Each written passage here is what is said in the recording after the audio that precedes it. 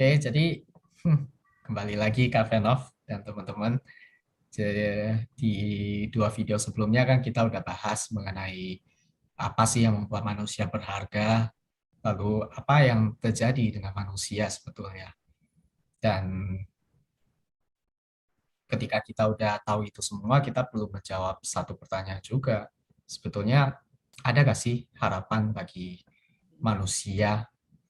Nah, di sini saya ingin membahas dari satu bagian Alkitab juga sebetulnya, yang ketika kita bahas tentang kejatuhan manusia di dalam dosa, sebetulnya di situ kita juga menemukan bahwa Tuhan sudah berencana untuk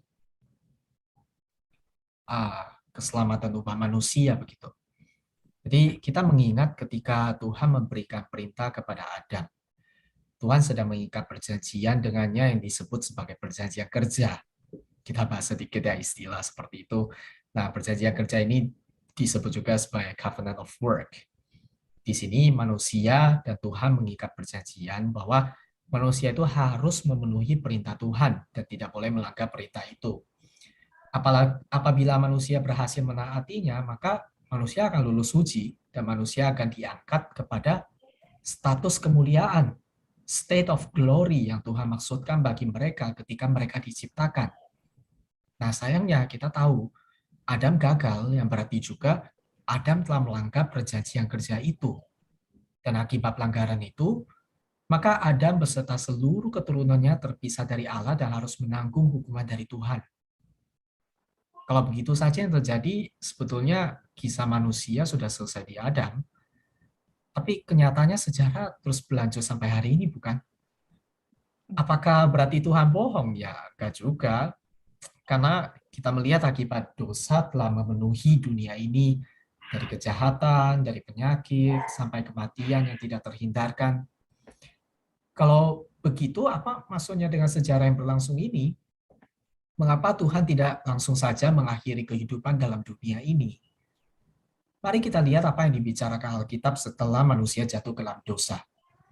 Di situ Adam dan Hawa menjadi sadar akan keberdosaan mereka, dan mereka menjadi takut ketika mereka mendengar suara langkah kaki Tuhan. Mereka pun segera bersembunyi ke dalam semak-semak. Nah, apakah saudara melihat anugerah Tuhan di sini? Karena Tuhan masih mengizinkan mereka hidup, itu luar biasa. Murka Tuhan tidak segera membunuh mereka. Lihat betapa sabarnya Tuhan sampai manusia masih bisa sadar akan dosa dan takut kepada Tuhan. Bahkan Tuhan tidak datang dengan membawa berlaksa-laksa pasukan untuk menghakimi manusia. Cerita seperti itu tidak kita temukan kan di dalam kitab Kejadian. Malahan Tuhan datang sendiri sambil berjalan-jalan di taman. Wow, apa maksud Tuhan? Kita lihat selanjutnya bahwa Tuhan memanggil mereka, lalu Adam dan Hawa pun segera berhadapan dengan Tuhan. Tapi di sini Tuhan tidak memarahi mereka, melainkan bertanya kepada mereka apa yang sebetulnya sedang terjadi. Tuhan sedang mengizinkan manusia untuk membela perkara mereka. Hakim ini tidak cepat-cepat memutuskan perkara. Dia ingin mendengar terlebih dahulu dari sisi manusia bagaimana mereka akan menjawab Tuhan. Ya, seperti yang kita tahu, manusia tidak mau mengaku salah dan malah justru luar biasa menuduh oknum yang lain. Ada menuduh Hawa, Hawa lalu menuduh ular, seperti itu kan. Lalu Tuhan pun memutuskan perkara itu. Tuhan membuat pemisahan antara manusia dan ular, yang artinya Tuhan menjadikan kita miliknya. Namun bukan berarti manusia tidak dihukum, karena akhirnya manusia akan mengalami begitu banyak penderitaan akibat dari perbuatannya sendiri. Tetapi Tuhan beranugerah dengan mengizinkan manusia tetap dapat bekerja dan menghasilkan keturunan. Ya, bukankah ini panggilan Tuhan kepada manusia ketika Ia menciptakan mereka? Di sini kita dapat melihat bahwa Tuhan ingin manusia kembali sesuai dengan maksud penciptaan Tuhan yang semula. Dan kisah dalam Kejadian 3 yang kita bahas itu pun diakhiri dengan Tuhan membuat pakaian dari kulit binatang dan mengenakannya kepada mereka. Kemudian Adam dan Hawa pun ya diusir dari Taman Eden. Jadi Apa maksud dari semua yang barusan saya ceritakan ini? Ini adalah kisah tentang anugerah Tuhan yang berkenan menyelamatkan manusia. Setelah kegagalan manusia dalam perjanjian kerja, covenant work tadi, sekarang Tuhan dengan inisiatifnya sendiri memberikan perjanjian baru kepada manusia. Nah, istilah teologis untuk perjanjian ini kita sebut sebagai perjanjian anugerah atau covenant of grace ya. Dalam covenant of grace, Tuhan berjanji untuk menyelamatkan manusia melalui pengorbanan Yesus di atas kayu salib. Tapi kali ini bukan manusia yang dituntut untuk memenuhi permintaan dalam perjanjian ini. Sebab ya udah tidak mungkin manusia dapat memenuhinya, tetapi Tuhan sendirilah yang akan menuntaskan semua yang diharuskan, yaitu penghakiman dan kesempurnaan melakukan hukum Taurat. Itu semua telah dipenuhi oleh Yesus sehingga barang siapa yang percaya kepadanya akan beroleh selamat. Dan kepadanya diberikan hidup yang baru yang akan disempurnakan kelak ketika Yesus datang kembali. Nah, perjanjian anugerah menunjukkan kemurahan dan kesetiaan Tuhan kepada umat manusia. Jadi, itulah maksud Tuhan sehingga ia mengizinkan sejarah terus berlangsung sampai hari ini. Karena hari ini perjanjian anugerah Tuhan itu masih berlaku. Dan Tuhan terus memberikan kesempatan kepada manusia untuk dapat kembali kepadanya melalui Yesus Kristus. Nah, itulah harapan satu-satunya bagi manusia yang Tuhan tawarkan kepada kita. Dan dunia yang telah begitu hancur dirusakkan oleh dosa hanya bisa kembali dan dipulihkan jika Yesus yang telah menggenapi semuanya. Maka panggilan Tuhan kepada manusia yang berdosa adalah bertobat dan berimanlah kepadanya. Tapi ya, masalah beriman dan bertobat itu pun sepertinya bukan hal yang mudah juga ya. Jadi bagaimana pendapat Kak Veno? Iya, ya benar, Son. Tapi memang tadi saya waktu mendengar penjelasan kamu ya betapa besar ya anugerah Tuhan yang menyelamatkan kita manusia berdosa.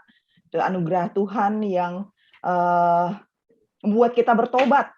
Ya, namun, Son, saya melihat begini sih, realita banyak kita melihat atau menyaksikan atau saya secara pribadi kenyataan mereka yang mengaku saya sudah bertobat, saya sudah beriman.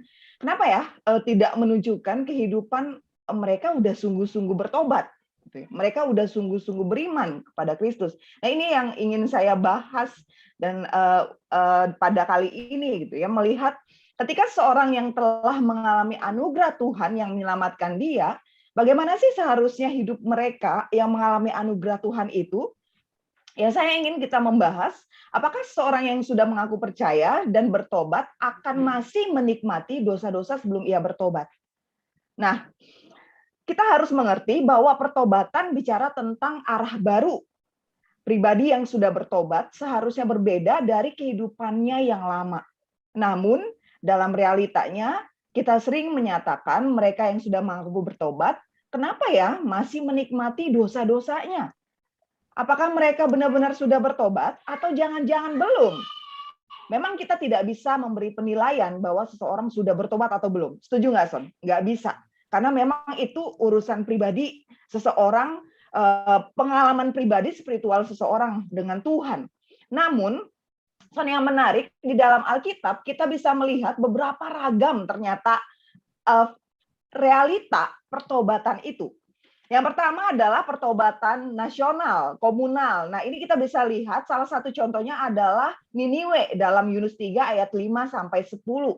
Jika kita membaca Yunus 3, kita akan melihat bagaimana Niniwe dikatakan bertobat dan Tuhan tidak jadi menghukum mereka. Namun, di dalam keseluruhan Alkitab, kita tidak menemukan bahwa bangsa Niniwe benar-benar bertobat dan meninggalkan kehidupan mereka yang jahat. Nah, kita tidak pernah tahu Allah menyelamatkan mereka atau tidak, namun kita dapat simpulkan gitu ya ketika kita membaca Alkitab bahwa Yunus 3 tidak sedang berbicara tentang keselamatan, pertobatan keselamatan kekal, namun hanya pertobatan nasional dari bangsa ini dan Allah tidak jadi menghukum mereka. Ini yang pertama, ragam realita ragam pertobatan. Yang kedua adalah pertobatan sementara. terlihat seolah-olah mengaku Tuhan, namun ternyata meninggalkan Tuhan untuk selama-lamanya. Di dalam kitab PB, Perjanjian Baru, kita melihat realita bagaimana Paulus menyatakan beberapa nama yang dia kenal yang sudah meninggalkan Tuhan. Dalam 1 Timotius 1 ayat 19-20 ada nama Himeneus dan Alexander. Juga dalam 2 Timotius 4 ayat 10 ada nama Demas yang telah mengikut dunia. Memang dalam realitanya ada orang-orang yang terlihat sungguh-sungguh bertobat, tapi waktu yang akan membuktikan apakah mereka termasuk di antara orang-orang pilihan atau tidak. Nah yang ketiga nih, Son, ragam pertobatan sejati. Pertobatan sejati berakar dari kelahiran baru yang dikerjakan oleh Roh Kudus di dalam diri seseorang. Pertobatan sejati akan berbuahkan hidup yang dipersembahkan kepada Allah. Itu dapat kita lihat juga dalam Roma 12, bagaimana Paulus menekankan ketika kamu sudah mengalami anugerah Tuhan, persembahkan dirimu. Nah, ketika seseorang telah mempersembahkan hidupnya kepada Allah, dia seharusnya sudah tidak ingin hidup di dalam dosa-dosanya. Tadi saya bilang ya, pertobatan itu seharusnya perubahan arah.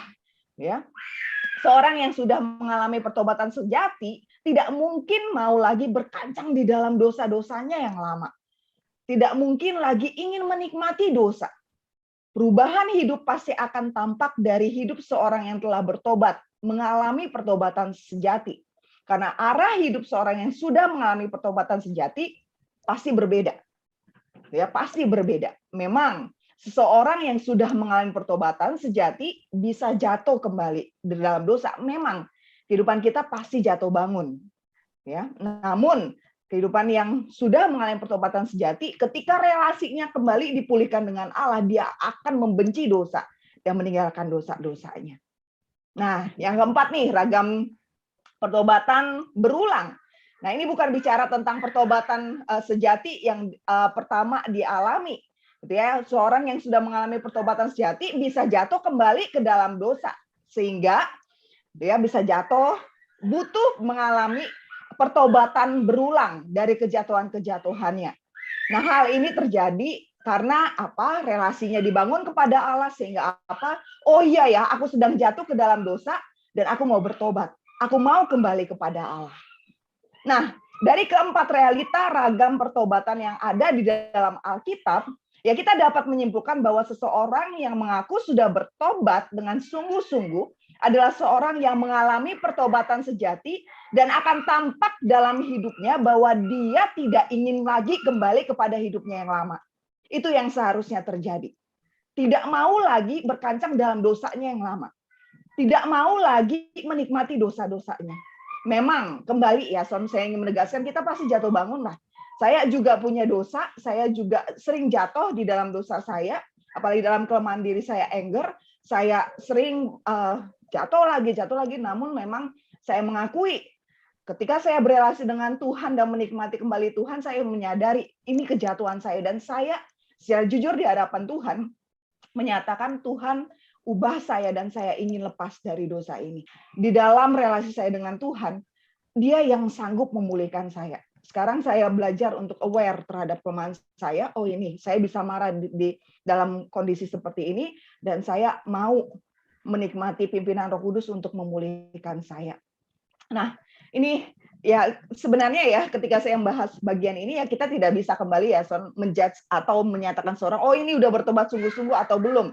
Oh ini tidak ya. Ini kembali ke dalam pengalaman kita secara pribadi spiritual di dalam relasi kita dengan Tuhan. Tapi saya berharap ketika kita bahas ini ya Son, kita menyadari bahwa kita bisa merefleksikan diri apakah kita sudah mengalami pertobatan sungguh-sungguh atau belum. Atau ya tadi apakah kita hanya pertobatan sementara yang terlihat seolah kita bertobat, atau ya kita hanya Kristen-Kristen yang mengaku saja di dalam mulut gitu. Kita percaya pada Kristus gitu ya. Nah, ini patut kita renungkan di dalam diri kita. Iya, jadi saya jadi ingat satu bagian di dalam Alkitab yang menuliskan bahwa kita sebagai orang yang percaya tidak akan terus-menerus berulang di dalam dosa.